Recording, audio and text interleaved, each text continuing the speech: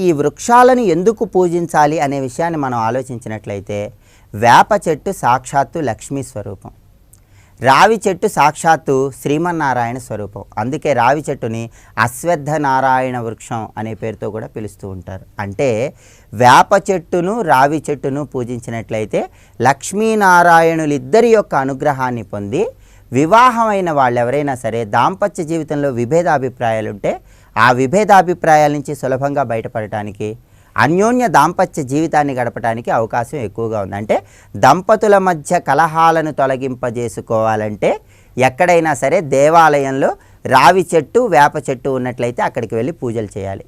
ఆ చెట్ల మొదట్లో నీళ్లు పోయటం, చెట్ల దగ్గర పసుపు కుంకుమ గంధం అలంకరించటం, చెట్ల చుట్టూ ప్రదక్షిణలు చేయటం, ఇలా చేస్తే లక్ష్మీనారాయణుల యొక్క అనుగ్రహం ద్వారా దంపతులు చక్కటి అన్యోన్యతతో జీవితాన్ని కొనసాగిస్తారు. అందుకే